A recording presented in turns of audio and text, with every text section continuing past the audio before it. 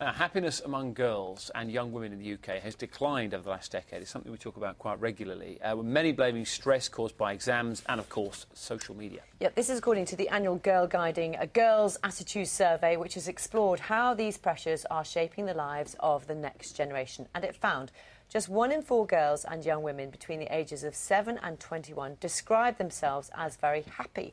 That's down from 41% in 2009. Almost 7 out of 10 girls said school exams were the key cause of stress, and increasing numbers said they'd experienced unkind, threatening and negative behaviour online. That's compared with 5 years ago. We're joined now by Juliet, who's a Girl Guiding advocate. Morning to you. Deputy Chief Guide, what a title. Julie Bell, morning to you. And psychologist Sam Owen. Thank you very much indeed. I suppose, I don't mean this to be an unfair question, but Juliet, how would you describe yourself? Because it's quite shocking, some of the findings in this survey. Would you describe yourself as happy? I think I'm very lucky. I'm quite happy at the moment. But it is such a real issue. I mean, we found that in 2009, 41% of girls aged 7 to 21 said they were very happy. Yeah. Now it's only 25%. We really need to find out why and look at what we can do to deal with this.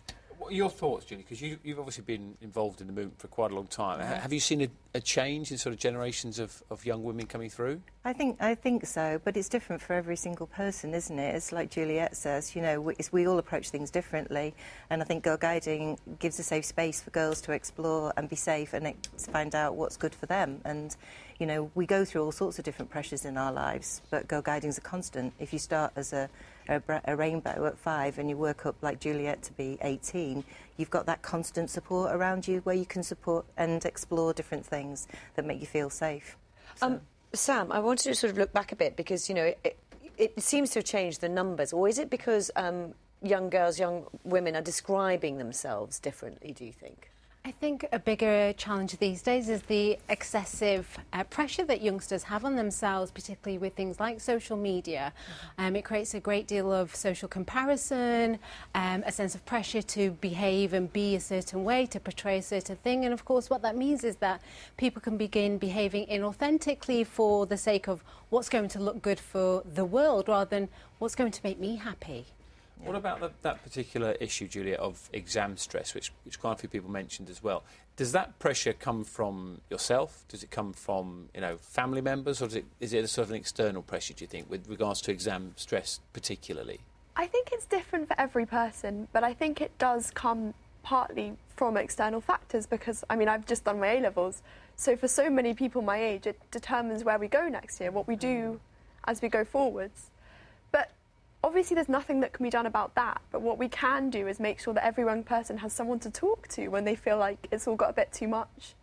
That's a very interesting point. How much does talking help and actually being able to express that, you know, you don't feel particularly happy at a time?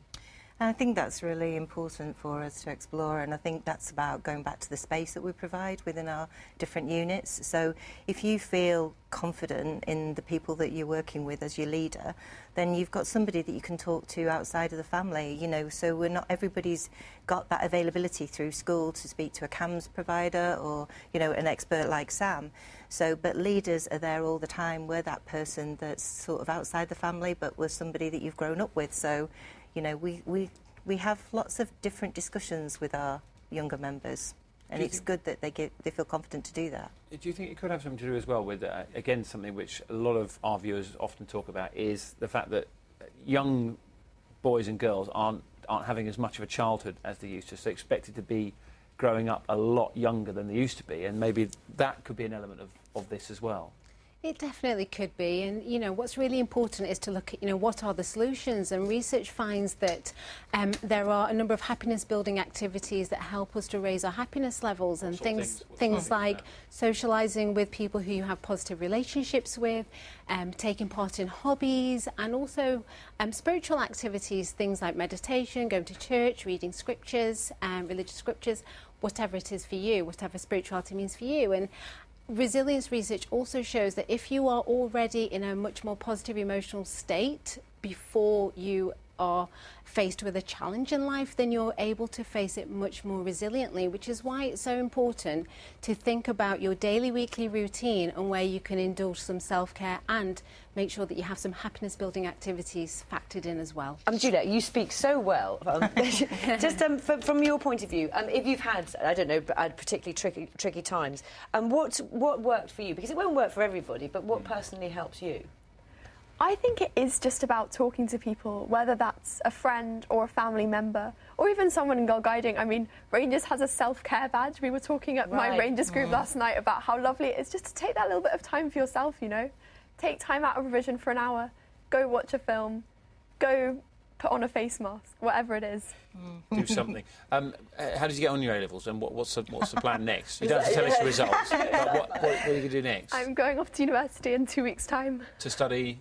Politics, philosophy and economics. Right, I think you've got a big future. Yeah, definitely. Absolutely. Fascinating. Thank you very much. Thank you very much indeed, all of you, for joining us. That's really interesting. Thank you. Do let us know what you think about that as well. BBC Breakfast at bbc.co.uk, and you can find us on social media. I know that's part of the factor in all of this, but you can find us on social media. We're embracing technology. Yeah, absolutely. 7:56.